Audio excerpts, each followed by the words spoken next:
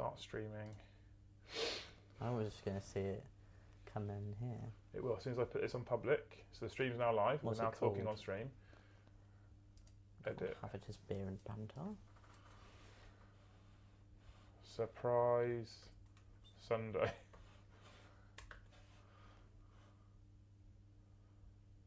I need to add it to the unlisted past streams. We turn it to public. And we turn monetization on. And we hit save and it'll go live. And the thing is, now that it's live, it's actually recording at the same time. So we're live right now, but no one's watching because no one knows it's on. Oh. So this will be a complete surprise for people who have no idea. Oh. We got it. We managed to set up a random stream in no time at all. Oh. So me and you can talk 40k, and then people. Oh.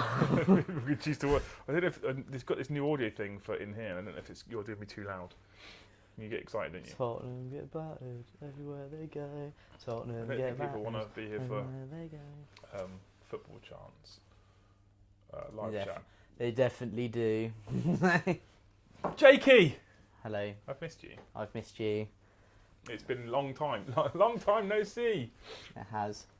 So, for those of you that are joining in, welcome everybody to a random surprise stream. This was just because we were in here sorting the studio out. I was fixing this fucking camera Yeah. that Winters broke. Yeah. I realised I've left the battery charger up behind you as well. How unprofessional. And so we thought we might stick the stream on and chat to you people instead about 40k. And I don't know whether we talk about last year, whether we talk about this year, or whether we talk about what you want to do. So I put a video up, Jakey, Yes. recently that says that I'm only going to paint 2 armies and buy no models. What, for the whole of January? I mean, Not for the whole January, for the year. Until I've The year? until I've built and painted 2 armies, I'm buying no more models. fuck that.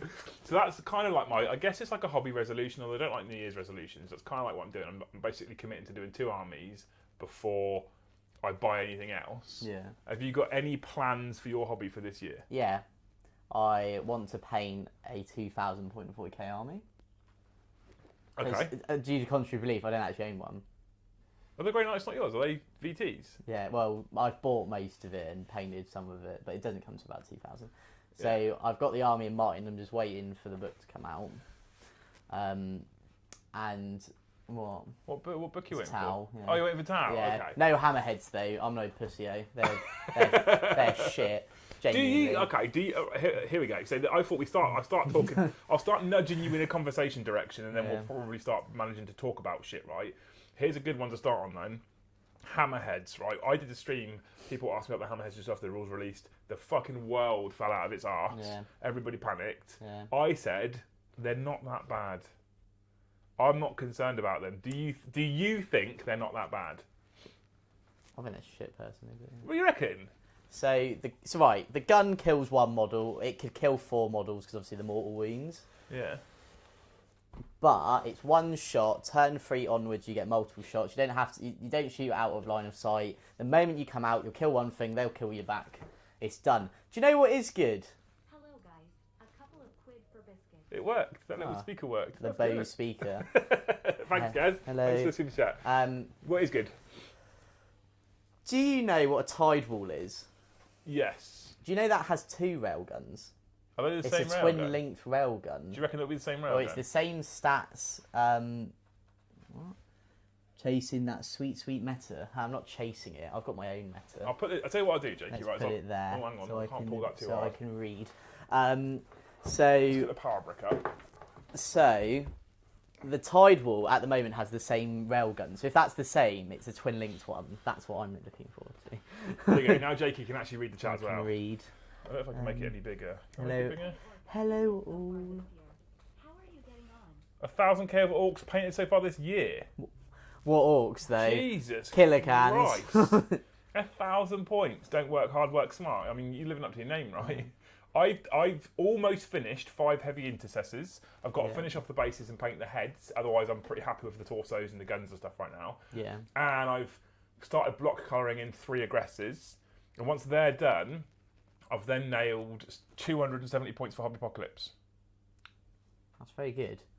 It's very good. Now I'm interested also to know if that Tidewall gun rig thing has the same weapon. That's fucking frightening if that's actually got that on It's there. a twin linked one, so it has 2 shots. That's mental. Bang! If that's actually on there, that's mental. Yeah, so that's what I'm looking at. But if I'm honest, genuinely, suits. It's all about suits, in my opinion. They're my favourite Tau model. So I've got a Tau army. It's got loads of stuff in it. Like, this is like an amalgamation of my old army and like stuff I've acquired from eBay and from people I know. So I don't know if any of it's going to be good, but in my opinion, from what they've shown off, all the suits just seem amazing. So I want loads of them. Yeah. Chat, obviously, one thing to say, chat, can you let me know? So this is the first time I've run this random. I've got a new. I say new. I have an old audio thing that I used to run my audio through before I bought a nice fancy Rode one for the main live streams. And so I'm trying to set up a slight temporary setup. So if I have people like Jakey here as guests, we can chuck a random stream on them if we want to and chat from in here. Is the audio okay? Is it too loud, too quiet? Please let me know. I think it's good. I'm happy with it, but with the quick recording that we did before we went live, but just let us know. Yeah. On the Tau front then, is this a I'm gonna out you right now, Jake. Is this a Tau army like your Admech and Orc army, or is this a Tau army like you actually might paint it? I've already started. Have you? Yeah. Have you? Okay. So I'm painting them black with red panels That because sounds cool. it's easy. So yeah, like the appeal factor with Tau for me is that they're quite easy to paint. Hobbits were banned from the channel, and has J.K. lost weight? No, I'm just stressed. Just the camera. I don't know. I'm doing this fit for 40k, so I started like playing football again, going to the gym. Tau army? Quickly and stool from under him. Jake's on you. I'm standing up. Yeah. I was going to say exactly that. But yeah, I think this whole Tau thing is like is well interesting. I think the book's going to be mental anyway because Montcar and Kion seem crazy. It'd be interesting to see how Farsight and Shadow Sun interact with them, because obviously Shadow Sun's original thing was like she could Kion twice, and Farsight's thing was he could Montcar twice. Okay. Whereas obviously now Kion and Montcar are something you pick before the game, so it'd be interesting to see if there's like they manipulate that in any way. Yeah, that'd be interesting. Yeah, like overall, I think it looks pretty good. That's a lot of money. That's 500 Norwegian krona. Like, I think, if I'm right, easy. if I haven't got it wrong. Thank you. Well, we'll wait for the lady to call it out. You're not used to the lady reading it out to you, are you? Nah. You're normally doing peasant streams and you've got to read it yourself. I'm like, super chat from £4. Can you not reach into that pocket a bit more? Marshall's is a bit echoey. That's probably the volume levels, so I'm turning it up. It's also because I couldn't be bothered to bring the big fancy microphones in here that are in the studio normally, so But, in my office even. Yeah, I only hit 69.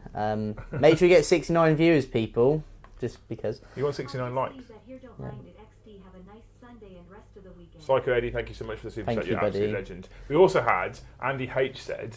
So these are the same. Interestingly, you're saying it's echoey. These are the same mics we use on Wargaming Wednesdays for the 2 players. So it's just me getting the levels wrong. So I'm not tweaking nipples, Danny. I'm actually trying to turn the levels up. Andy H did say something like, "It's good to see the real talent behind Vanguard Tactics again." Someone said, "Are you feeling better?" You were unwell for a little while, weren't you? Yeah, I went December was a mad month for me, so I had a lot of personal stuff going on. I also then was unwell. So obviously, so that just wasn't ideal. I'm fine now though. So I'm back pretty much. Yeah. So obviously we've got our next stream on Monday, and then obviously I'll be coming here at some point to do a Wednesday. I actually had that question on stream on Friday. Someone asked if the VT guys were okay because they haven't streamed for ages. They will be back live at 7 PM. You guys start? 7 PM Monday will be Custodes versus Gene Stealer Cult. So showing off the new codexes. So that's tomorrow. The reason we haven't streamed is purely just because of the Christmas period, the move, everything. So obviously I had a lot of stuff going on with me personally. I'm all fine now. So thank you to everybody that did reach out to me. The herpes have all cleared up. The herpes are all cleared up. We're all good. I'm not pregnant. So that's what's to look forward to. Obviously, the Christmas period and everything, and where Vanguard Tactics runs a bit more like a traditional business. Obviously, they did take time off, well deserved, obviously, with all the move and everything. Because of that, I wasn't there. And then obviously we've got a few streams planned next week. I think there'll be an episode of Off the Table, everyone's new favourite talk show. So some of my guys, so you've only done 2 episodes of Off the Table before, right, on VT? Yeah. So some of my guys probably don't know what it is. Okay. So can you like tell people what the principle behind Off the Table? So if you guys, I mean, most of you probably know already, right? Because I did a lot of streaming with the VT team before the end of last year. I've missed a few, and I don't know how many I'm going to get to, simply because I'm now responsible for my own income, which is a frightening thought. So if I can get back down there, I will. But otherwise, the guys at Vanguard Tactics, they stream live games every Monday. They're not quite the same as Wargaming Wednesdays that we do here, simply because... Are you playing with your own photo? Yeah, I thought it was falling. Simply because it's my best Christmas present ever. Simply because Steve and Vanguard Tactics are an academy and they try to teach 40k, so there's lots more teachable moments and stuff like that. And you'll get probably more analysis from the game rather than having a nearly 50-year-old man snorting at you after drinking a can of Monster and nearly trashing my camera. So they're very different types of streams. What happened while I was gone? And so they were doing those every Tuesday. They've moved to Mondays because Steve is now playing for the county volleyball team again. Fucking bollocks. Something like where he can. He's playing. He has an excuse to wear shorts on Tuesdays. Yeah, oil himself up and smack men's balls. So, exactly. You know. Right. So they moved to Mondays, which is why the 40k shoe moved to Tuesdays, so I could go and help them if I had the chance. And we didn't want to conflict, right? Because it makes sense. But then you started Off the Table. You've done 2 episodes. Yeah. This is a completely different type of content to Vanguard Tactics. I haven't done that before. Yeah, So I what's think it it's about? quite different to 40k. So basically, I'll do the serious, like what it actually is, and then I'll do my joke, what I always describe it to people that don't know anything about what I do. So basically, behind the table. That's another what we should epic call this name. one. This is called Behind the Table. Right, I'm changing it right now. So Off the Table is basically a more about life and just I need your help with list for London Open ITC. There you go. Well, we'll get on to that in a second. I assume you're taking Space Force, a name like Lehman Russ. Dark Angels are better anyway. There you go. I've changed the name and now called Behind the Table. Behind the Table. So the thing is, right, is that so it's more about like a look into myself and Steve's life, how we view things. Obviously things like so the first episode was about motivation and what motivates us. So when it comes to Off the Table, obviously it's a bit of hobby naturally, because obviously naturally in our lives we do have the hobby as a big part. Yeah. But mostly it's about real life and stuff. So the last episode we did was about reflections. We reflected on the year, personally, business-wise. Steve loves a reflection. He loves a reflection. And also we just spoke about some topics as well. Obviously I spoke about some stuff that I went through in my life. Yeah, so if like I won't get to go through that again, but Jakey, I mean, you bared it all on that last episode, right? And it's quite impressive to do that on a YouTube stream. Guys, go check out that latest episode if you haven't seen it. Yeah, I gave you a bit of insight into some, because I'm not going to lie, guys, there were some moments where obviously everyone sees me as a very happy person, but there was a point in my life where I wasn't, and I did speak a bit about it on Off the Table. So obviously if you are interested to go look at that, if you want to do it.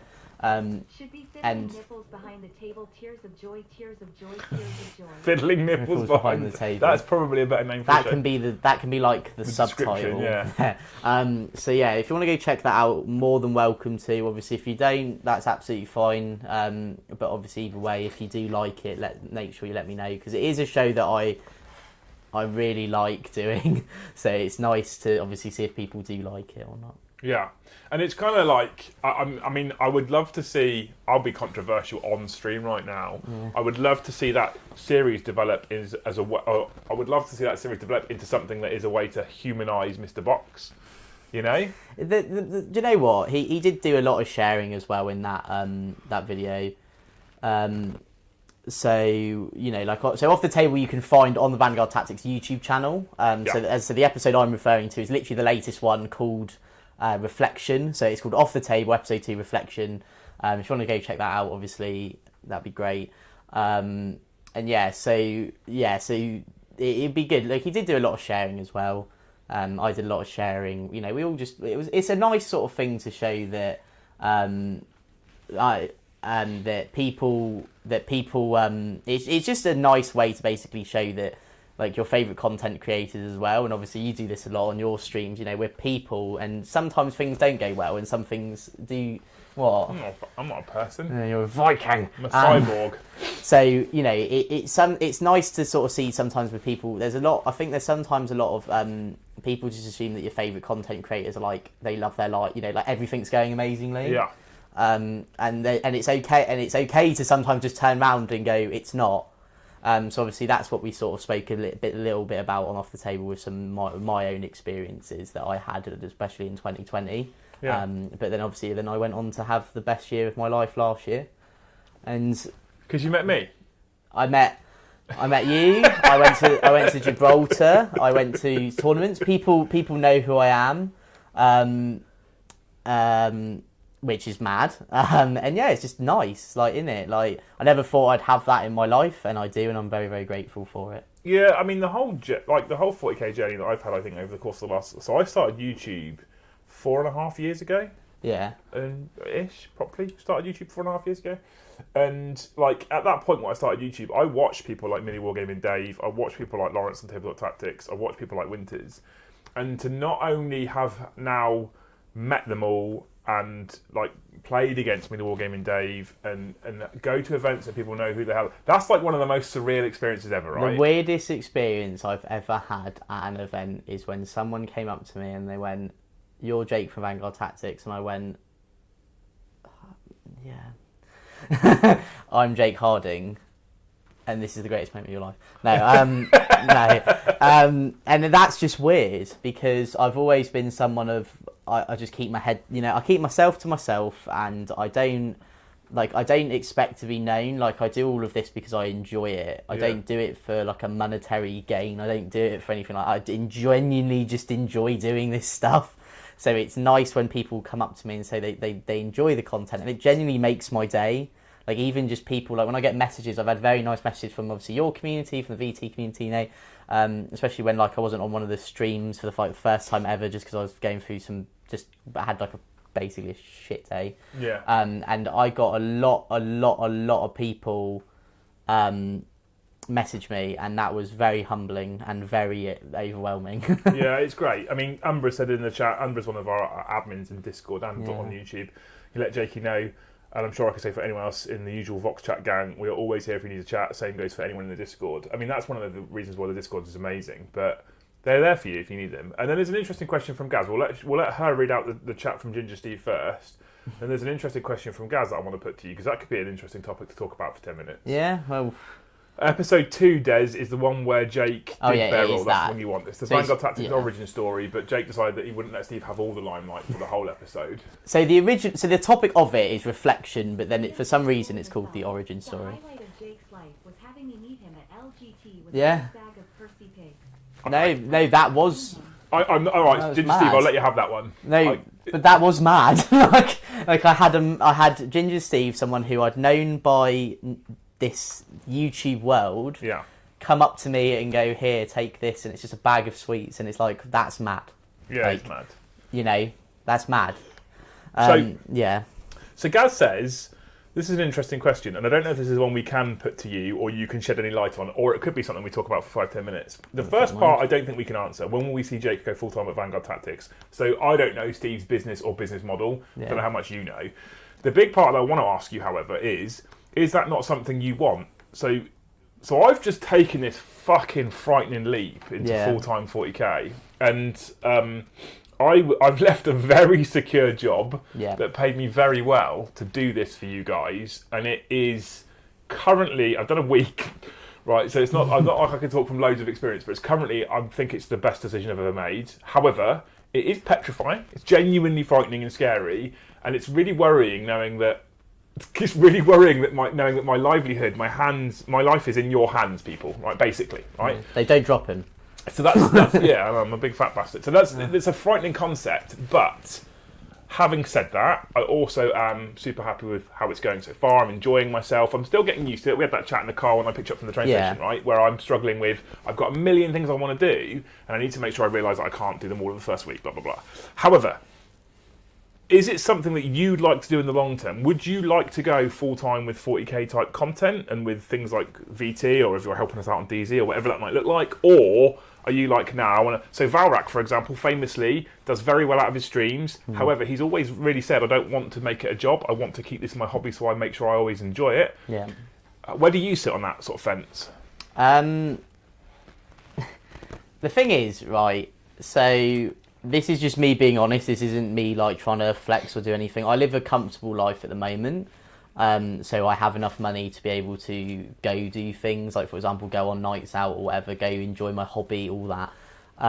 So my job at the moment is very secure. There's basic, like, you know, I'm in a very secure bubble with what I do. Would I like to do 40k content creating full time? Well, yeah. If you were to tell anyone, would you like to live your dream? Of course they're going to say yes, aren't they? Well, this is what I'm saying. Like Valrak said no. He doesn't want to do it. So I can understand why Valrak doesn't, because, like you said, you know, it's his hobby. Let's do some insight and do some sharing. So when I used to do some work for GW, I thought that's what I wanted to do. I always said when I was younger, I always said to my mum, all the people in schools or whatever, like, I'd love to go do something to work for Games Workshop. Now, I then went to work for Games Workshop for a bit, and it wasn't exactly what I thought. And this isn't me trying to say anything about, like, GW Fine, they're an incredible company to do work for. But then I just sort of realised that actually it wasn't for me. Okay. What I did realise, though, is that I definitely want to do something in 40k, and this is the sort of thing I'd like to do. Would I do it full time? Yes, of course I would. However, there would have to be some requirements. Obviously, you know, I have, like yourself, I have things I need to pay for in life. So I'd need to make sure that they are obviously I'm in a stable enough thing, so then it does that. Would I like to go full time with VT? Of course I would, because obviously everybody knows how loyal and much I love Vanguard Tactics as a community and as a channel. But yeah, like it definitely would be a thing. If people want to see it, then just get a GoFundMe on the girls. Oh, wow. GoFundMe's not a regular monthly income though, Jake. No, you know what I mean. Like, I do. I'm with you, mate. It's one of those things where obviously, you know, Steve has hired other people in front of me, and that has always been because, We have a big dick in the chat asking you a question. Who? Mr. Darren Latham Miniature Painting says... Oh, is that Darren Latham? I should think so, mate, with a name that says Darren Latham Miniature Painting. Otherwise, someone is being a bit of a... I told you, everyone watches this channel. Otherwise, someone is being a bit of an... Is it really? Well, I don't know. I can only assume by looking at the name right there that is in fact Daz, who I've met before. He probably has no idea, because I'm very good friends with Martin Waller, and I know Daz knows Martin quite well. I'm also very good friends with David Soper. David's a really I've nice never guy as well. met Darren, but he speaks a lot about you. Can I just say, Darren, you're an incredible painter. Genuinely. I mean, that's an understatement of the century. And you're an overall top shagger, and if it would be nice to maybe get a drink with you sometime. I am asking you out on a date. So, so you said, what did you do at Games Workshop? So I used to work in the shops. So I did a lot of what their relief work. So obviously, so to give you a slight bit of insight, so GW, depending on like tiers of stores, obviously they don't have regular staff. So for example, if you go into your local GW, there's normally only one person working there, and that's the manager. Yeah. Obviously in Southampton or other shops like Warhammer World, they have multiple staff due to the fact of, you know, because obviously they make good money. I was one of the relief staff members for Salisbury. I also helped a bit with Winchester. I also helped a bit with other shops as well. And yeah, so that's what I did. And that was the sort of work I did for GW. I then since then spoke to like Grant, the head of retail. They're lovely, absolutely lovely gentlemen as well. Potentially maybe putting me into doing more management style things for them. I don't know what that is. I'm happy because Aga has celebrated being a member for 3 months, which is incredible. I was hoping Daz had just chosen to become a member right then. That would have been absolutely top shagger. Like what a baller. Yeah, so that's the sort of thing I did. So obviously I did speak to them potentially about doing like more work full time, but then that was when I sort of decided actually this sort of thing isn't for me. And then I went into my actual career of selling second-hand goods and being an overall Top shagger. That's like your favourite phrase in the world, isn't it? Yeah. Your life in our hands? Well then sleep well later. Tears of joy, tears of joy, tears of joy. Who are you? Psycho Eddie. Toys for the Toy God. That's Darren Gwynn is his name. Darren Gwynn used to be on Visicast. He had the L bar. Yeah. I'm trying to think if I remember you from working at GW. You used to watch. No, as in from working in the store. Oh, right, okay. Because obviously I used to go there all the time, like literally all the time. It's why I do this hobby. But yeah, that's my thing. Like I said, it's nothing against the company or anything. Like this isn't. No one can spin it as they don't pay enough. I would genuinely like this is an interesting fact actually. I almost applied to work at Games Workshop last year. Oh really? So I would love to actually work for the. So I review products, right, and I review things, and I review some of the books they put out, some of the supplements, and I have quite openly said on streams and reviews in the past that there's certain things that they do that I disagree with. I think there's a lot of people in the hobby space that says that. I'll always offer. I will also. Oh, it's peaking. Everyone says I'm quiet, then I turn it up, and everyone says it's peaking. I will always offer honest feedback on the content that I review, and I will always offer, I think, constructive criticism. Yes. Right? So I think this is wrong, and this is why I think this is wrong. Having said that, I said this to our community manager rep from Games Workshop on Thursday. I want Games Workshop to be incredibly successful. My livelihood is now based on Games Workshop. I want them to be successful. No, I do. I love GW as a company. And so working for the mothership would be incredible, right? Yeah. And so they had an advert out last week about a Warhammer TV presenter, and I really, really, really, really wanted to apply for it. Yeah. To the point where I actually had a conversation with the hiring manager over email because I really wanted to apply for it. And he basically said that to do that, I'd have to shut my YouTube channel down and I'd have to not be part of Deployment Zone anymore. Now, with all due and total respect to Games Workshop, I know what their salary structure is like for most of them, and they wouldn't have been able to offer me the same level of financial recompense that I had at the time. And that's not to say that they pay terribly, because they've always got people applying for jobs, right? So people clearly have to work for them. But I had to balance that. I need to look after my family. My family are very comfortable. My wife is a stay-at-home mum who looks after our two kids because they have needs, and so we homeschool and stuff. And I would have had to pick up the whole family and move them all to Nottingham, and it's just too much in it, right? But I would have absolutely loved to have gone and worked for Games Workshop. If anyone ever sees the adverts on there in your local, right, just apply for it. Like, how many people work for that company and love it? Rod is the local store manager at Southampton, a guy called Rodney Davies. You can find him on Instagram. And he has worked for Games Workshop, I think, since I was like 19. Oh, Rod is an absolute legend. And I was like, would you ever leave? He's like, no, I love my job. He loves his job. And he is so nice as well. Like, my friend Luke knows him really well, and he's helped me out in a pinch when I remember once I went to an event, Confrontation actually, a Confrontation team event. I actually forgot to bring with me some models, and he lent them to me, and I didn't know him at all at the time. And he just was like, "Oh, you know Luke, here you go." Rod is an absolute, in terms of people that wear Games Workshop uniforms, Rod is an absolute shining star. He's incredible. So nice. Yeah, really, really top bloke. Darren, who do you mean? How do you gain your income from your new career? Do you mean me or Liam? Because if you're HMRC, if you suddenly work for the government, do you work? Is Darren Nathan's painting studio now for the government? But yeah, so. Yeah, how much is that photo in the background? That's been priceless. That's been won by someone. Ginger Steve. No, it wasn't Ginger Steve that won it. He got outbid. Oh, okay. He got outbid. I can't remember who outbid him, but he got outbid for the photo. Well, this is the photo. Yeah, Liam. I thought so. I was going to be like, I do a pretty mundane job. So I'll take chat on a journey. Most of you probably know this journey anyway, but I'll take chat on a journey. So I launched my YouTube channel 4.5 years ago.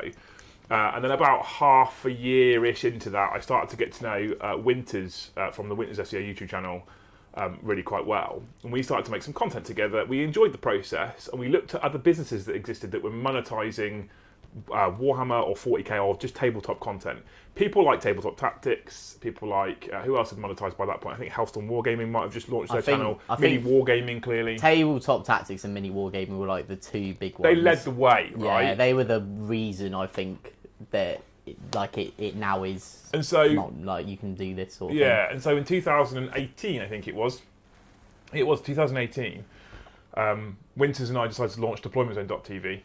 So DZTV is a website where we stick 40k video content on that website behind a paywall, and people pay £6 a month membership if they want to come and watch the video content and stuff like that.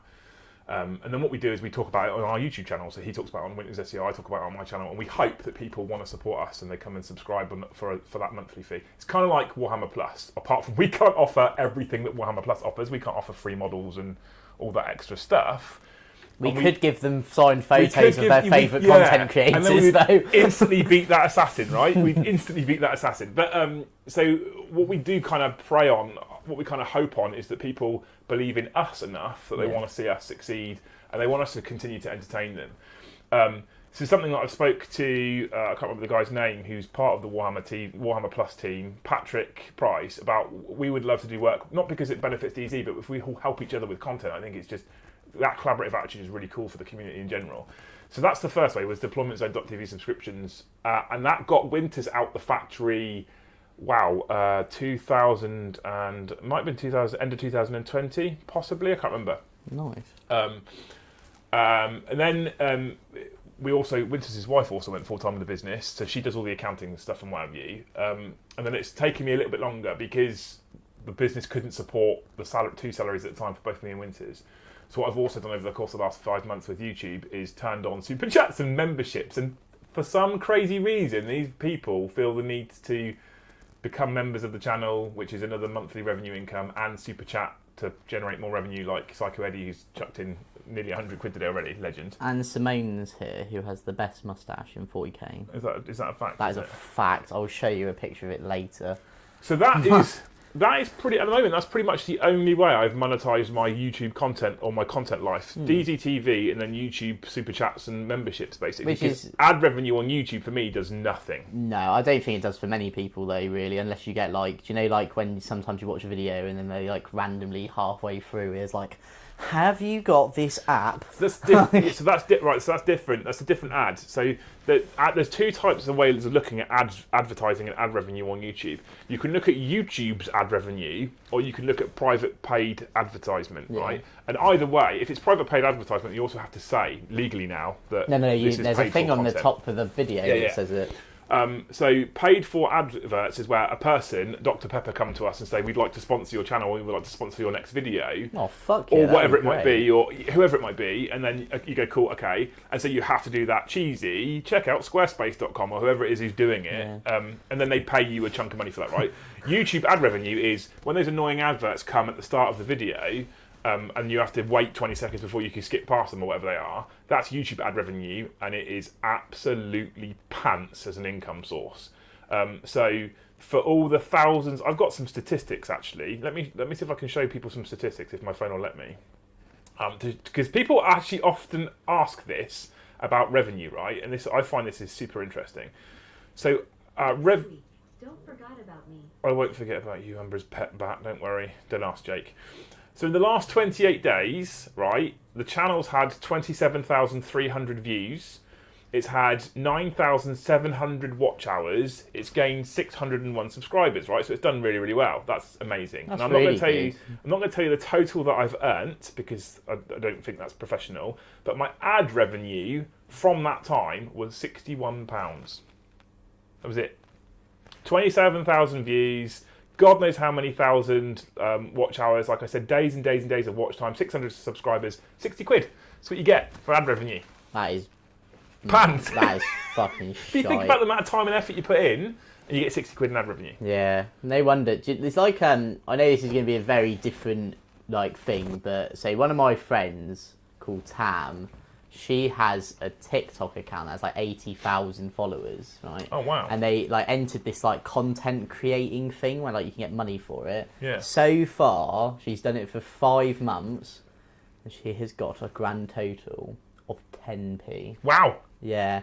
So it's actually cheap. It's actually better. So she got a sponsorship from I don't know where. She's a mentalist. You know. So you've got 61k subs and no videos. It's because you're a fucking bowler. Daz, we've talked about your channel on this channel before, and I'm conscious of the fact that you're still employed by Games Workshop. But I'm going to speak openly and honestly. I don't understand why they thought the right move was to make you take the content down, because surely the better move is to make use of those 61,000 subscribers and say, right, Dads, you can keep your channel, but you just have to point people to Warhammer Plus and Games Workshop. I'm not gonna lie, Darren, your fucking content was insane, mate. Like, insane. Like, I'm someone who is shit at painting, and I'm not really that interested in painting, but I watched your videos and it made me interested in painting. Like, that's a pretty big So first thing I think Dad should do is do one more video that says, go on over to Liam Dempsey and subscribe to him. And you should go, Jake, I'll take you up on that offer, and then we'll go for a nice candlelit Pizza Express. The second thing is you should probably message me on Instagram and see if there's something we can do to help you out in the future. Although I'm conscious that it conflicts with your Games Workshop contract, so I guess that conversation is only going to exist if you're considering leaving the company. But I don't know if that's something you are considering doing or not. Maybe this is his cry for help. Maybe this is what he's doing. Yeah. Just reaching out to the best. Yeah. I'm joking, clearly. He didn't even know I was here. Russ wants to know how much for a signed photo of you. So we've actually been discussing this. So there's two ways you can buy one. So you can buy one for a tenner. Or is that personally delivered as well, though? Right? No. I've looked at the pricing strategy. Or depending on where you are in the country, it starts at a minimum of £20. I will hand deliver it to you. Put my hand on your shoulder, look you straight in the eyes, and I will say, "This is the greatest moment of your life, and it's only ever going to go down from here." And I'll give you the photo. He actually got in the car when I picked him up from the train station and said, Liam, I've had this great idea. That was the idea. Yeah. But you were pricing it lower back then. No, I've decided that if I'm going to go anywhere in the country, I can't charge £10. Because sometimes a train to Nottingham, for example, is £100. We're going to hopefully go up to Nottingham soon, aren't we? To Warhammer. Yeah, Darren, we can have our date then. Yeah, now I'm full time. I could actually probably bundle Jake in the car, and on your 2 days off that you have, we could probably pile up to Warhammer World. Because I haven't been to ages. 22 years. You've been there for 22 years. Wow. How old are you, Jake? I'm 22. You've been there as long as I've been alive. I'm so sorry. I would. In all as in, I'm sorry that I've just reminded you of that. Not the fact that that's an incredible achievement that you've been there that long. I would be considering the sculpting. He said okay. Considering the sculpting that you do, I'd be genuinely sad if you left Games Workshop. To be honest with you, so don't leave. But I was just offering to help if you wanted to. Doesn't it tell you how much you've made from people with YouTube Premium? It does, yes. Darren's painting channel was brilliant, easy to understand, and very high quality. It was absolutely. It was amazing. Maybe it does make the same. You must still have the videos. Put that content in Warhammer Plus. Jesus, you'll make loads of money. Honestly, mate, that content was so good. Gaz has got a great idea. We can set up a photo signing booth at Dempsey Con for you. Just one booth, and Jake sat there signing photos. But can it be starred in, and then it'd be Vanguard Tactics Battle Reports? Will you sign my Wargaming Wednesdays? Can you sign my knob or something? Yeah, I'm well down for that. I'm definitely coming to Dempsey Con. I do need the dates, however, as well, because I need to book them off work. 2nd of April. I'll do that now then. We'll do it live, fuck it. Amazing. I can't believe Dad is in the chat, actually. He's such a baller. It's made it worth it. I fucking love him. And Arsenal just got beaten. What when Dad's followed me on Instagram, Flex, right? Yeah. I had a little love week come out. Now, Darren, I don't normally beg for stuff like this. Is there any chance you could follow me on Instagram? It's at VT_Jake1. And if you do, I'll give you a signed photo for free. And if we see that on the next Warhammer TV video, a little signed photo of Jake. Imagine that! I'd be so happy for you. Lose my shit. I'd be so happy for you. Train to Carlisle, horse and cart on Workington, run the zombie-infested ruins, you'll be fine. So Davey wants you to deliver it all the way up to north. Is it just one day? Yeah, it's just a Saturday. I mean, we're going to hang out on the Sunday as well for a little while, but the actual event is just a Saturday. I've just called it Comic Con because Jake was born when But one day I will go. Warhammer World is incredible. If you're in the UK, or even if you're not, if you get the chance to go to Warhammer World, it is incredible. It is the mecca of the hobby, and it's an amazing place to go and hang out. I love it. I've spent weekends there without an actual event going on. You just don't get bored. It's incredible. It's one of those places where, if DZTV could build a HQ, that's the sort of place you'd want to have. It's just so impressive. It's incredible. I love it. I do like a nice pint and a burger in Bugman's. Yeah, the food looks good. James, one of our VT's Academy students, James, actually works at Warhammer World. He's a lovely chap. I've met him a few times anyway. I didn't realise it was the same Come with me James. On the 12th. On the 12th of this month, Darren, I don't think I can. Any Sundays, Mondays, we're all good. If it's the 12th of this month, then I can't because I've got Winters here live streaming to his YouTube channel. So I'm very sorry. You're not going to get a train ticket for that. Well, No. how much would it cost me to get a signed Jake photo delivered to Finland? That'd be amazing. UC paints incredible models. Ash, my brother, says Arsenal haven't even kicked off yet. What? It said they had. Oh, wait, was that the women's? Oh, okay, well. I'm not making comments. Selling yourself short for 20 quid UK-wide delivery, you're not going to get a train ticket for that. It's true, actually.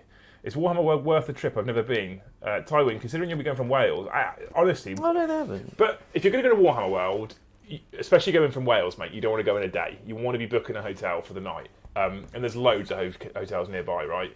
But for an experience, be prepared to spend a lot of money because you will walk into Forge World and suddenly when you walk into Forge World you think the pricing's not all that bad, despite the fact it's exactly the same cost as you bought on the website, and suddenly you walk out with loads of Forge World stuff. You want to pay to go and see the exhibition. The exhibition is one of the most incredible things they've done. One of the coolest things, so when you're a Relief staff member for GW as well, you don't actually get like any of the other bonuses. However, what was really cool is, I don't know if I'm going to get anyone in trouble for this, they let you go around the exhibition for free.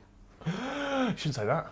Well, no, but you get that for staff anyway. So Okay. when I remember, like when I was there, they were like, "Here you go," and then they give you the little wristband, and then you go around, and it's just amazing. Yeah, It's so cool. I love it, and Yeah. and I've also lost hours to hunt the assassin. Remember that? Oh yeah. There's a giant diorama, right? Chaos versus Imperial. It's massive. The stairs go all the way, like the human stairs that we walk around go all the way around the edge. It's an incredible diorama. And they used to hide a Vindicare assassin in it. You used to have to find the assassin. And if you found the assassin, you won an assassin, right? Yeah, you won the assassin they hid, which was sick. That was fucking incredible. Yeah. And But they put it everywhere. I have never spotted it. And I have spent hours and hours and hours and hours and hours and hours looking for that fucking assassin. They're so clever with how they do it, and it's just such like a cool experience. And yeah, like it's honestly, guys, go. Even if you go for like you said, if you just go for the day or you go for a tournament, like I've only ever been there to go to I'd tell a lie. I've only ever been there to go to an event. There was one time I didn't go for an event, and that was just because like we played like a big Horus Heresy game day for my mate's birthday. Yeah. And it was just sick, like so cool. I also saw Duncan Rhodes there when he still worked for GW as well. In the early days of the channel, when it used to be called Warhammer. What a shit name. It used to be called Warhammer. When it used to be called that name, we had a community day at Warhammer World. There was I think it was 12 people or something, or 15 people. A guy called Richie organised it for us, what a legend. And it wasn't a proper tournament, as in it wasn't a official endorsed like Games Workshop tournament. We just had a mini event there, and it was just the best. Doing it at Warhammer World was just incredible. And they've got feature tables as well. If you get to book, I think you can still book them. If you get to book a feature table, yeah, you can still book them. Yeah. If you get to book a feature table, that's totally worth it because there's like tables where they've got fucking cut up resin massive titans as terrain. Yeah. How good is that? They you can book them. You have to book them like a week or so in advance or something, to make sure you get the one you want. But One some of them are day- amazing. Don't worry, we love you, Jakey. One day, what we'll do is I will book a day at Warhammer World, and I will tell you all when we're going to go. Yeah, I was going to say that would be. I was literally just about to say a community day at Warhammer World.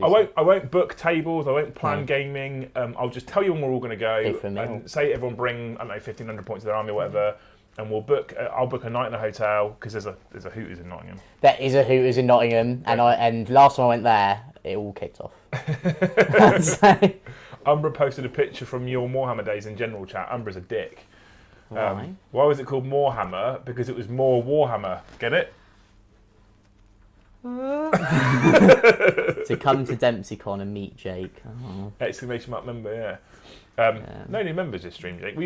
I set a member goal for January. We smashed it in 7 days. But for a random stream on a Sunday, we have 152 viewers. Tywin's yes, we'll do it this year. If you like this video, like the video. That is also what YouTubers say.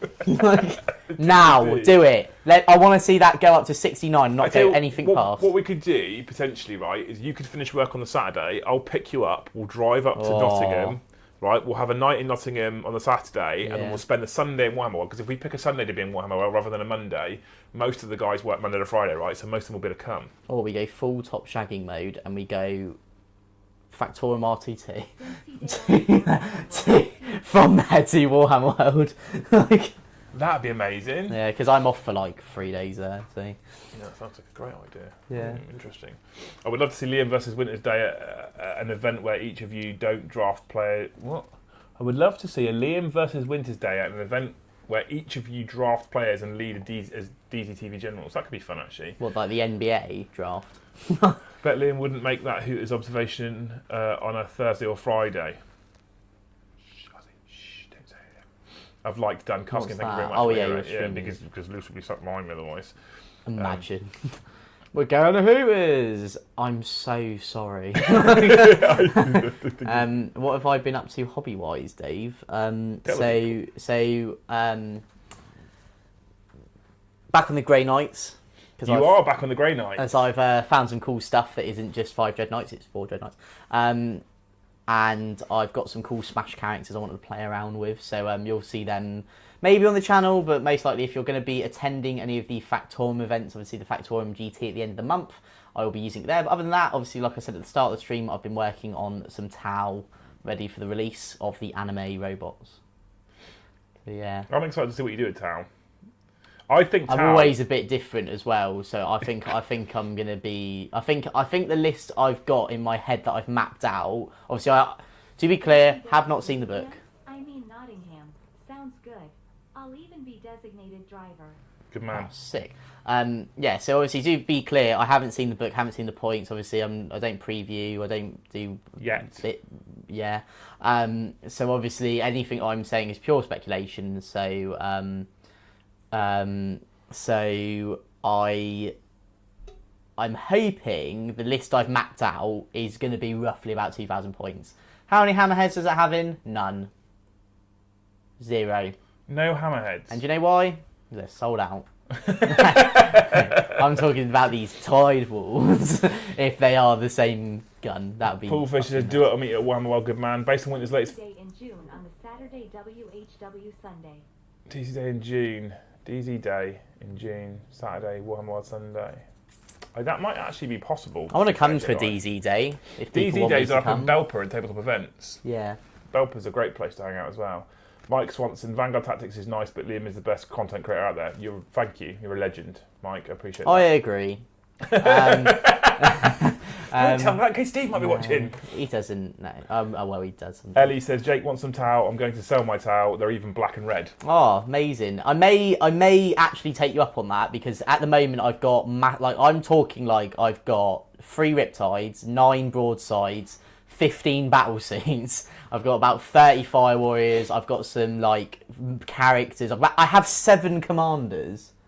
7. You own 7 commanders? Yes, that's not including Shadow Sun and Farsight. I own 9 commanders. Are they unbuilt? No, they're all built. Oh. Because I've just bought them off. I've just bought them off random people. Got them in job lots or off eBay. I've been collecting this little thing now for about a few weeks. That's a mental number of commanders. I know, but they all have different guns, which is even better. So I can field every type. So when the book comes out, I may let you know, because if you have some bits that I do need, we'll sort you out with. Sign photo, because what you can't put a price on something that is priceless. Well, you can. It's £10. So are you actually gonna do that though? Are you gonna start putting your shitty quotes all over the? The other one was that on the back of all of them, I was gonna just misdo quite famous quotes. Yeah, I would love that. So I was gonna be like, "Aren't you talking to me?" Yeah, or be the change. Or be the change you're scared of, or every day's a new day. Curious with Guard, I wonder what the regimental doctrines will be. You stop. People, every fucking stream, people say, "Oh, I want to know what the rules are." I can't say anything about rules. You know that. I can't do that. Tell Jake it's a shame I have 3 hammerheads, including Longstrike. No, I think they're good. Don't get me wrong. Yeah. Longstrike's probably going to be the Don, but the thing with Longstrike as well is he's linked to Tau Sept. He is locked to Talsep. And That is a negative. We don't know what Talsep do. We don't know. So obviously they could, like Darkstrider. Darkstrider's buff's incredible, but he's locked to Talsep, so they could be trash. Is he locked to Talsep as well? Yeah, he's a Talsep character. See, I know my lore. All the characters are pretty much Talsep, aren't they? Apart from clearly Farsight. Yeah. Tell you what, when I have a 1,000-point army up and running, I'll bring it for a Wargaming Wednesday. We're one like off. You can't say anything. You can't say anything. If you tell them, yay! We did it! if you just said that out loud and they listened to you, 3 people would have hit like at the same time and you just skip straight past it. I know. That's why you can't say things out loud, because they shoot straight past it. That's so cool. 155 of you. You are absolute gentlemen and ladies. For a random Sunday stream, Jakey, we could do these. So you typically have Sundays off. We could do these more often as well. I'm not saying we'll do them every week. I'm not committing to every We week. could call it the Behind the table. Behind the table. Yeah. Behind the table. I'm gonna start being like, if someone's gonna like IMDb me one day, and it's just gonna be like I'm on every show related to fucking table. I'm not on tabletop tactics. I'm not behind. Someone did unlike the video and then liked it again. Good stuff. We'll do a drinking video which is called Under the Table. Under the table. Half cut table. Then you've got behind the table, off the table, and under the table. Under the table. Yeah. You've got where's the table? Yeah. And then on Wednesday, Wargaming Wednesdays, we'll change that when you're playing, and it'll be on the table. On the table. Yeah. Yeah. And then everything. If you Google search table, you just get pictures of Jakey. Okay. That's it. I'm trying to buy IKEA furniture, not this random boy. Games Workshop. Can you guys see Games Workshop finishing their 90th edition Codex release by the end of 2022? That's an interesting. That is actually question. a really interesting question. So what's left to come out, right? So Custodians and Genestealer Cults were previewed yesterday. Yeah. So they're out on Saturday. So what does that leave? Demons, Chaos Space Marines, Knights, Yeah. Chaos Knights, Tyranids, Tau. That's 6 codexes. We still haven't seen Ultramarines, Iron Hands, Raven Guard, Imperial Fists. So that's another 4 Imperial supplements. Knights, Chaos So Knights. that's 10 books. Yeah, I've got those 2 already. That's 10 Demons. books. Yeah, got that one. Chaos Space Marines. Eldar Harlequins. Eldar Harlequins. Another 2. So that's, 12? So they'd have to release a book a month at least to get all of that out, and I've probably missed a couple of factions. Imperial Guard, so I definitely missed a faction. Imperial Guard 13. Did Quipster change his account? Just to put a Much like Instagram, weird much like comment. everything, Quipster's got 4,563 different accounts in Then everything. why has he changed his account just to chat shit? Because he's an idiot. Behind the fucking table is a great. Behind the fucking table. I can say the Fireside Chat is a shit name, Alex, because we barely get any episodes. So there you go. I said it. That Fuck is you. Salamanders. There goes another one. that's a burn on the table. So Salamander's another one. So that's fucking. That's. We 13, also don't 14. know, obviously, if when the Chaos Space Marine book comes out, if they'll ever do supplements for their, like those sort of armies. So all I'm basing it off is what we what currently there's know is currently, definitely a codex. yeah. In fact, what we can do. Excuse me, chat. Top shagger table, yeah. And we'll do exactly what Winters does and ignore you for a brief moment. Is that what he does? Yeah, Winters just turns his chat off and just goes and does his own thing whilst he's on the stream. Why? So we have got. So that's what we got. So we got Astra Minotaur, we've got Imperial Knights. English That's don't count. not really a codex. They'll be. I imagine they'll get their own book called Agents of the Imperium. Like if I had to guess. Those 3 we've covered. We've covered Yanari, is that one. an army? No. They sort of an army. Tau, Tyranids, we've got those. So yeah, we've covered. So I reckon there's around 13 to 14 books at least to come out. 13 to 14 books at least. So you'd need a release rate of more than 1 a month. Possible, but they're also. Don't forget they're also going to be chucking out supplements. There's no way the supplement train's going to stop anytime soon. And I the don't reckon. campaign books. Yeah. All those supplements that everyone really loves. So All those shit. I mean, don't. I hate him. I really hate him. Don't get me started. I think on that. seasons are a good idea for competitive play, but not those campaign books. So this is interesting. This is an interesting. Let's topic start a in new itself, right? topic. This is an interesting topic in itself. I think personally, seasons is a fucking phenomenal idea for tournament play. Yeah, for competitive seasons are For incredible. tournament play, seasons is a really, really good idea, and I have no issue with seasons at all for tournament play. Now, can I pitch you my idea? But before you do that, But what I when will you say is, when you finish. Well- and the second Spaceman Codex. Can't remember. There's always 2. oh yeah, codexes the third, in yeah, and the addition. third one. Yeah. Because the second and third Space Marine Codex will probably come out before the Chaos one. So the one thing I will say about tournament play and about the seasons thing. I think it's great for tournament play. I think it's great for competitive, but. And Winters has said this before, and I definitely agree with him. There is a monumental gap in the 40k playing space right now for people who want to play matched play games but don't want to play tournament style games.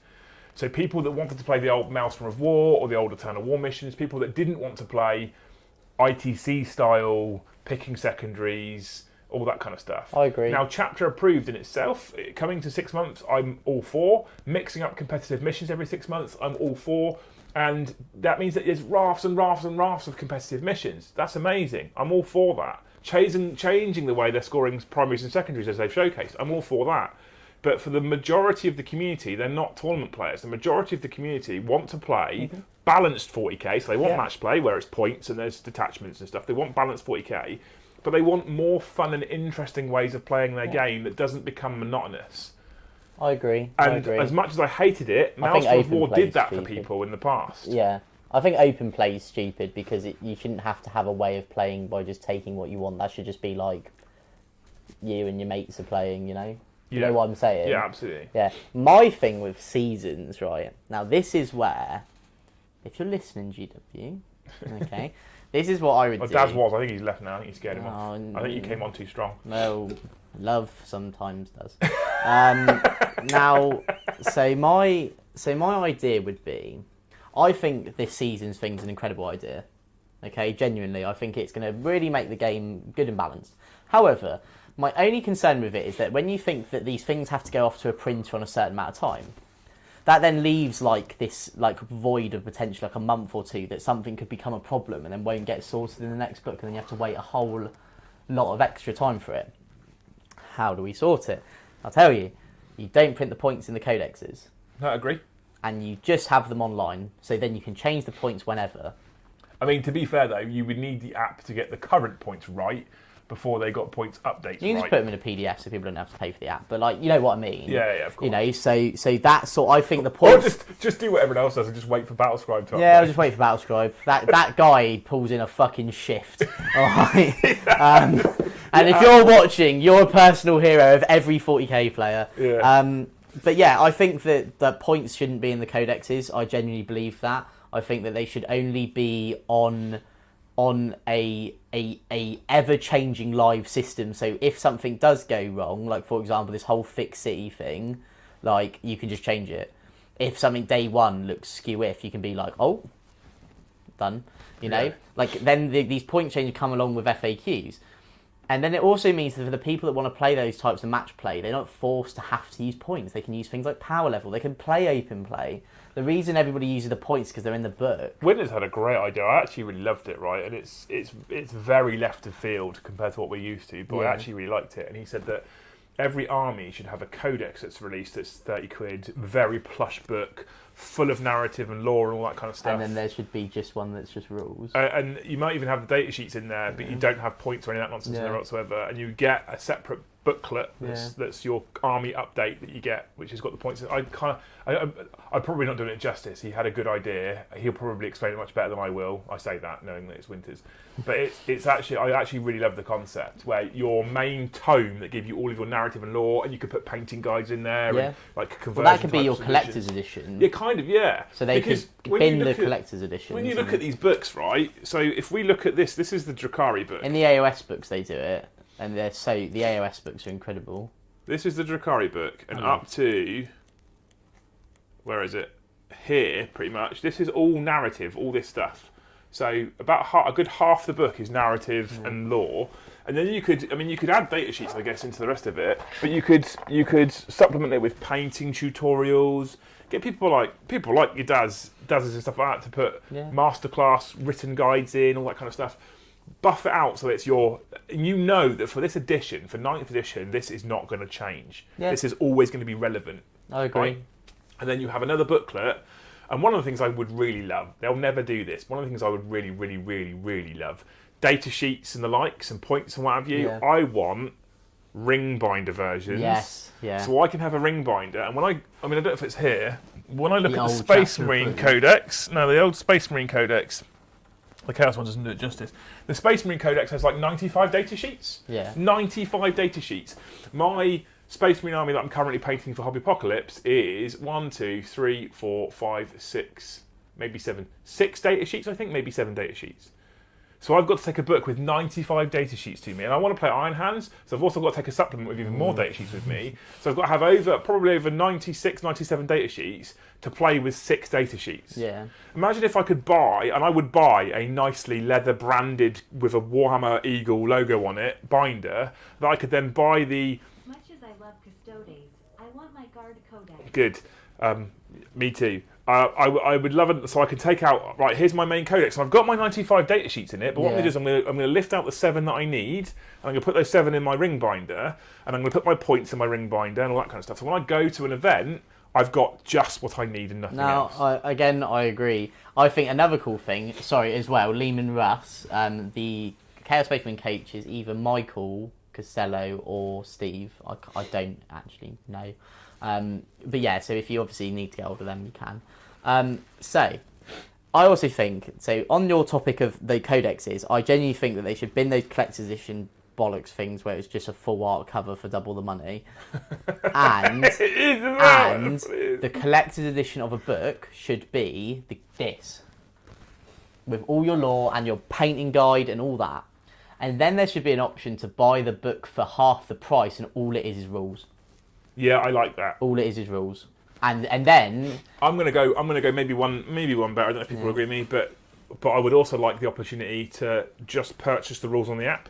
Yeah. Now they would need the app to be right. Like I need the app to not have missing rules or miswritten stratagems or wrong points. Yeah. I want the app to be right. But how many people do you reckon, if they could just buy, with a click of a couple of buttons on their iPhone, the latest rules for Drakari? GW, a multi-million-pound company. Create an actual decent army like that, where you don't need to take a million books. Well, yeah, that's what we're saying, right? But also, if that app was good, Amber, right, and you could, on Monday, you could just press for £10, you could just get the Custodian's rules. You don't need all the lore, narrative, painting guides. You pay £10, you get the rules. How many more people do you think would then get those rules rather than buy the book? Loads. Genuinely loads. There'll be a lot of people that go, I don't need the £30 book. There should always be an option for people to not have to buy a digital product, and I've always been a believer of that, because there are people in this world who don't want to have a smartphone or don't want to have that, and I've met these people. I work with these people. Not as much as I do need that card. And you shouldn't have to force them to do that. So they should be able to have their book. But there are also people out there like myself and yourself who are very privileged in this world to be able to own a smartphone, and that they should be that they do like using the rules on them. You know me. The amount of times that I even ask you, do you mind if I have to code out your book? Yeah. Just so I can have the rules on my phone. Yeah. There'll be times at work I'm sat in the little office bit, and I'm just going through all these, all these rules and stuff. Like that. I wrote my Grey Knight list at work with all my Smash characters. I have Castling Crow and a fucking Brotherhood champion in my list. I am hot shit. And self-proclaimed, obviously. Yeah. But it's also things like, so I gave the Gene Stealer Cult book away, right, to a friend of mine, because I opened it, I started to read it, and I went, nope, shut it, and went, I'm not having that. A friend of mine liked it. I waited till yesterday when the NDA lifted, and I've given him the book, right? Yeah. Because I won't ever. I know for a fact I won't ever play Gene Stealer Cult. They're just not an army that sings to me. The lore, the narrative doesn't sing to me. Yeah. The book's crazy complicated, and I don't want any of the lore. Oh, that's another thing as well. The Gene Stealer. So I really wanted to. I wanted to. So I gave the book to someone who I know is going to enjoy it and love it. Would I, having given the book away that was sent to me for free, by the way, would I happily go on the app and pay half the price of the codex, say £15, just to have all the lore? Surprised to find you guys live on a gloomy Sunday evening.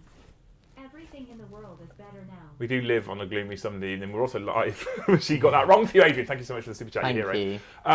So would I pay £15 now, right, to have just the Gene Stealer Cult rules in my app, so when I'm playing against someone on the table, I have a reference I can look at? And I know the answer, because you gave me your Grey Knight Codex, because I didn't get the one from the studio because they had to use it for that, and you then went and bought a Grey Knight Codex. So I know the answer. The answer is yes. I would absolutely, but I would pay for the rules alone.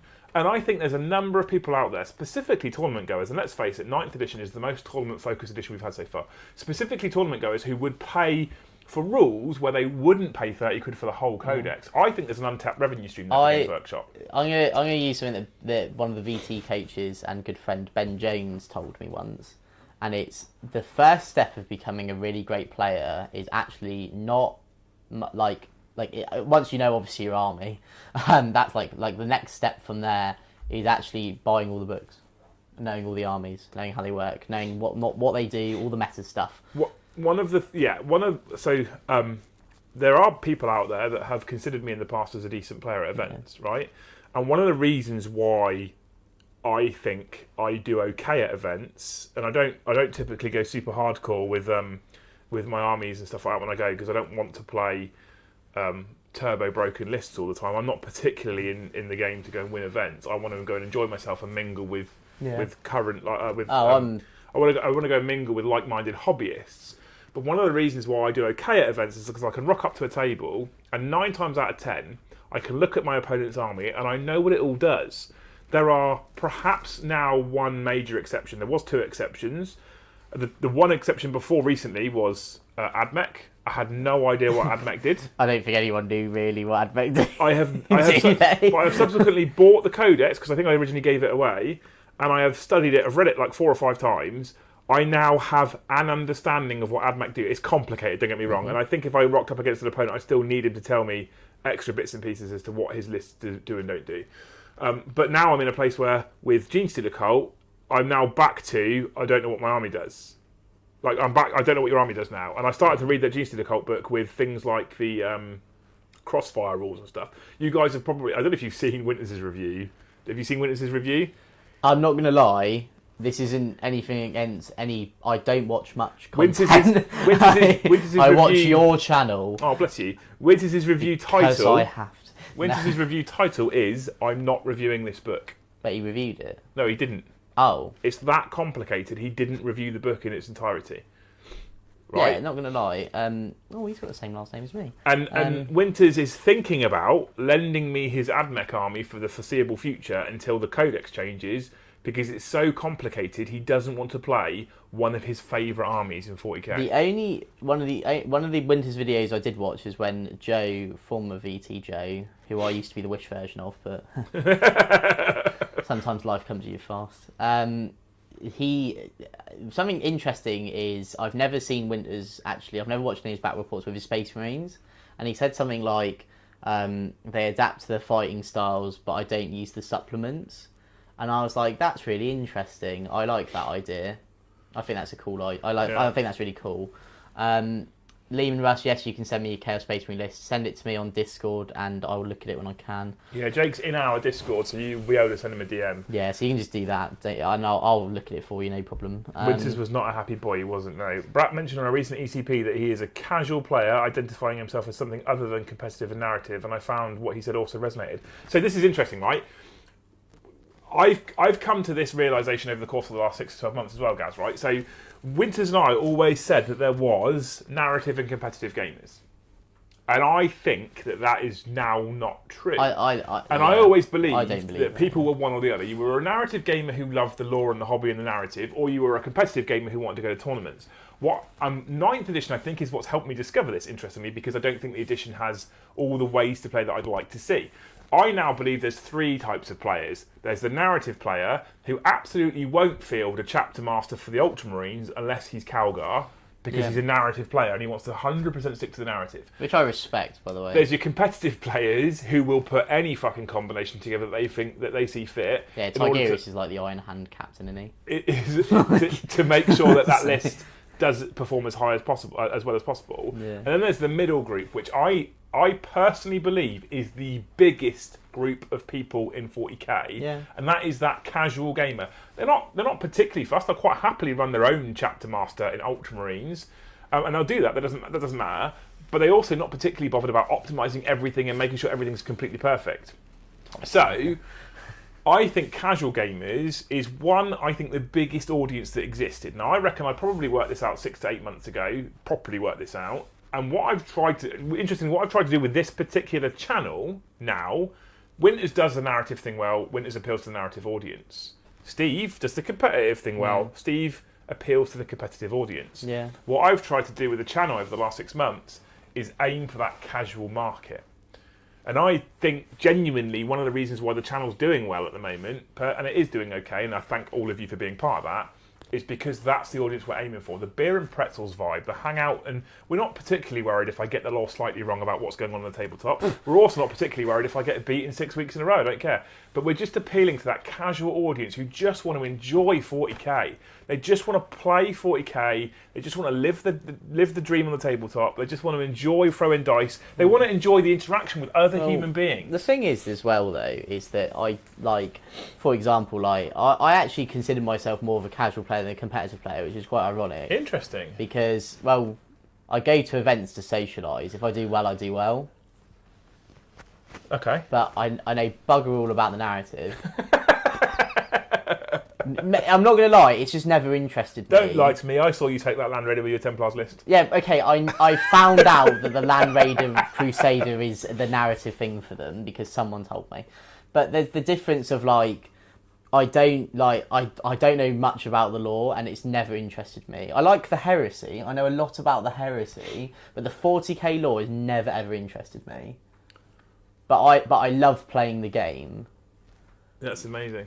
And that for me, that's the casual player. And that's a casual player. Like, you know, Miles has said there's a fourth group, people that love the lore and painting but don't play. So I agree with you, right? I absolutely agree with you. But I was talking about the 3 categories of player. Yeah. So there is that fourth group, and the other thing as well, as a community in general, we all assume that everyone plays, and that's an unfair assumption. There are a lot of people out there that like to just paint and hobby, and that's also perfectly okay, right? There's nothing wrong with that, and I don't think anyone should ever be ridiculed for not wanting to play the game. Like, people should always want to just do what makes them happy in the community. And if they are able to find a community of people that also contains loads of players, they shouldn't be ridiculed for not playing. It's the same conversation we had not too long ago on the channel, on a stream, about painted versus unpainted. Some people hate painting but love playing. If they can find like-minded people who also don't care about painted armies, all power to them. The biggest thing to remember, Winter says this loads, the biggest thing to remember with 40k is it's your 40k. Play it the way that you want to play it. And go and find like-minded people that also play the game that you want to play. Now, you might find that there's people out there that want to play hardcore competitive all the time and really push the boundaries. So find those types of people and play with those types of people. Don't rock up to your local gaming club. Find someone who's just getting into the hobby as one of those competitive players and crush them into the ground in one turn. You won't feel that much better for it. And if you do, you should go and give yourself a fucking slap. Or secondly, you likely then might be destroying someone who's just coming into the hobby, who in 12 months' time might become one of those competitive people, and who could then be a good opponent for you. You know, always find your 40k group. Always find your... And so we've got an amazing Discord server, both for deploymentzone.tv and both for this channel. And it's full of amazing people. I agree. And it won't be for everybody. There will be some people that will come into one or both of those servers who will go, this isn't my group. If you're, as a 40k player, looking for immense, high-level competitive, and that's the sort of conversations you want to have, and that's the sort of feedback that you want, don't join both of our servers, because they're not for you. And that's okay. Right, that's fine. You are in both, I'm on both, but I don't think by choice. Well, mate, interestingly, GW used to have a quote when I was working with them, and the quote was, "Our world is your hobby." And that's something that I think more people need to resonate with and understand that their world is your hobby. Yeah, you don't have to force it on someone else because that's their hobby. Yeah, exactly. You know, like, don't get me wrong. I can play competitive. I know how the game works. I know all the intricacies. You know, I'm on a fucking YouTube channel all about it. But when I go to an event, I'm not like I want to do well. But if I don't do well, that's not me destroyed for the weekend. That's not me dropping out. You know, before the second day because I'm not 3-0. There's a lot of people that go to super majors, things like London GT and stuff, that will play the first game, lose and drop out. What happened at Leicester? Mike played. Malik lost, and Malik is one of those players where he's a lovely person. So this is not me trying to say he's a knob for doing this. No, absolutely. But he dropped. He lost his last game on the first day and dropped out. But that's his 40k. Yeah. Vic Vijay, someone who's very, very good as well, did the exact same thing. Now, that's nothing wrong with that, because the thing is for them as well, you have to also think from probably a real life point of view. They may have work on Monday. If they know they're not going to be able to win this event, why should they stay? And that is the competitive mindset. Which is fine. Yeah, like that's and there's okay. nothing wrong with that because and there's nothing wrong with that at all. The only thing that annoys me about that, there is a slight caveat to that. So I agree with you, right? And I do think that's okay. The only caveat being on those rare occasions when a normal player turns up to an event, pays 60, 70 quid for the whole weekend, and maybe game 2 would have been drawn against one of those people, now doesn't have an opponent. Yeah. That sucks a little bit. That right? does suck. And then obviously, it's also shitty for a TA because then obviously they have to jiggle things around. Real life does happen as well. Some people do just drop out.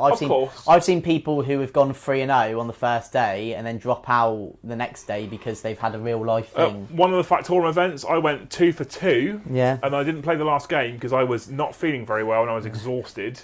Don't lie, you really wanted to watch me and Brom's. And I did in fact come and sit with you and Brom, right? And Steve was kind enough because he didn't have an opponent and he wanted to play a couple of games. He stepped in and played the game, so the guy still got an opponent. Yeah. If Steve wouldn't have been able to step in for me and take the opponent on and give the guy a good fun game, I wouldn't have dropped. I'd have played him because it wouldn't have been fair to that guy that he didn't get an opponent.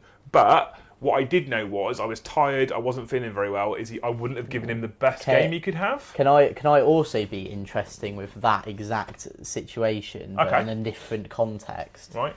So, at one of the last GT that the Factorum did, December, the RTT or the GT. So the GT, I had to drop out of the last game due to a refereeing decision with a player who I won't name him because I'm not a twat.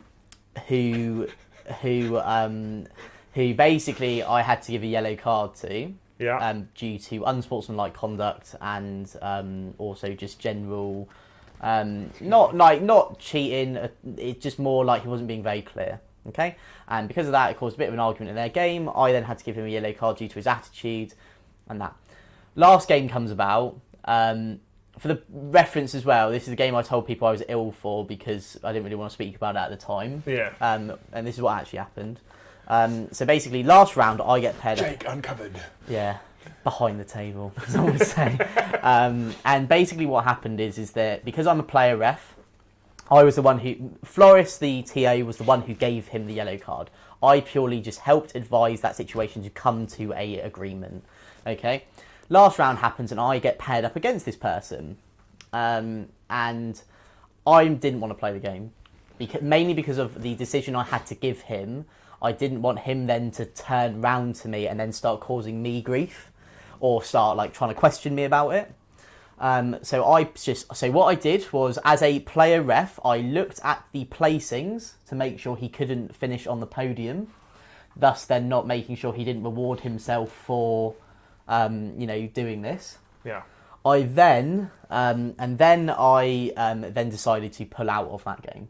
Yeah, which makes sense. Which makes sense. So obviously I negatively impacted my score, but at the end of the day, it meant that I didn't have to play this person.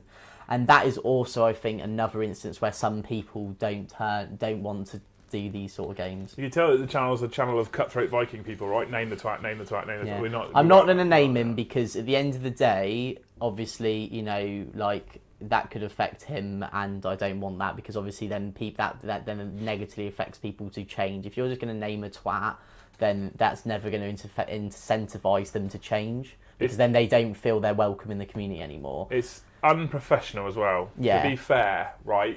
We've had this conversation recently, right, about calling out trolls and stuff on the channel. There has to be a balance between making people pay for their actions that we believe are wrong and being professional as a channel. And often, some of these decisions that exist, some of these things we do when we don't call out trolls is because we're trying to just be the bigger person. I don't want to negatively impact someone's life. I don't want to negatively impact someone's experience. And often, the community kind of does that for us with trolls anyway. This individual, but the thing is, you haven't named the guy, right? No. But he got a yellow card at the event, which for Factorum means he's banned for 6 months. Yeah. And you pulled out of the last game and refused to play him. Yeah. He doesn't need to be named. No, he doesn't need to be named. Because also the other thing as well, the people know who he is. He knows who he is. So he's had a yellow card and he's had someone refuse to play him because of his conduct. Yeah. That should teach him the lesson that he needs. Yeah. We don't need to name him publicly. The main reason I pulled out was more because of the refereeing decision, but also if I know this is how this person's going to play, why would I ever want to play Always, them? Anyway, like I've always said to you, mate, you always pull out. Always. I don't want no kids. They get expensive. Mm. They get Well, very I don't want expensive. kids anyway. So. Anyway, my wonderful wife has just returned home with the children. Ah. So I think I should probably go have a cup of tea. We also need to check your train times and stuff as well. Yeah. We've done over an hour. Yeah. I think we've done well. That's good. This is a random stream. I'm hoping that we can see Jake more frequently on things like Sundays. It won't be every week. It's never going to be every week because I've got bat reports to film and stuff like that. But when he does turn up, there's a I've now set this up so we can just plug the laptop in and go, Jakey, right? So this could be a thing we do more often. Let me know if you guys have enjoyed this random chat. Let me know if this is something that's been of interest to you. And if you have enjoyed it, then we will sometimes just randomly prop on random more chats. Especially if people like Daz turn up. What the fuck was that all What a about? fucking hero. I love him. What a guy. Like, I can't believe that as well. Someone who I literally follow, like, Yeah. in public. So this week, Monday night, 7 PM, Vanguard Tactics, there is a live stream, G's to the Cult versus Custodies. You get to see both new books, and I think you're on the deck. Yeah, I won't be playing. So you guys show up so you can talk to Jake. Yeah, right? Basically, I'll be there to chat to you guys, which Spend nothing on Super Chats, because on Tuesday at 21:30 is the next 40k show, and that's when you should do all your Super Chats, right? Sorry, mate. And then Wednesday at 8 PM is another Wargaming Wednesdays, so it's a 1250 point game, me versus Winters again. This one, on a rare occasion, once maybe a month, it's not going to be on my channel. On Wargaming Wednesdays, it will be live on Winters SEO, on his YouTube channel. Ooh. So, if you are a member and you're in the Discord, up in the top box there's an event section. On the events I put all the streams that are upcoming in the event section. If there's a link in there to Winters' channel, just in case you need it. Otherwise you search Winters SEO on YouTube and you'll find It it. will literally be the first thing. Yeah, and I will put a link in Discord and stuff when we do go live. It will notify people in the deployment zone Discord when it goes live. I've got that set up already. So that's on Wednesday. Thursday is nothing. Friday is potentially Beer and Banter live from Element Games, because Winters and I are going up to Element Games for the DZ event, King in the North. So I'm going to speak to Element. I'm going to speak to Winters tomorrow when I'm with him, and I'm hoping he won't accidentally hit his stream button tomorrow. But otherwise, I'm going to speak to Element and see if they'll let us set up a camera and 2 microphones like this for Wargaming, not for Wargaming Wednesdays, for Beer and Banter on Friday. So we might be doing a live stream on Friday from Element, and they have a bar and it will be open. I like So, Element. I love like Element. Byron. He's a cool boy. Looks like lots and lots of fun, lots of positive comments in the chat. Looks like you guys have really enjoyed yourselves. Thank you so much, everybody, for tuning in to a random stream. That's incredible. We love you all, and we will see you all. Well, I will see you all on Tuesday. Jake might see you tomorrow. Don't forget, don't super chat tomorrow. I'll see you on the next episode of Behind the Table. Behind the table, yeah. This is. Oh, have you ever watched Between Two Ferns? I know No. we've had the conversation. If you ever watched Between Two Ferns, I'll be like, and this has been Behind the Table. God bless. That was very good. Oh, super chat's coming through right now.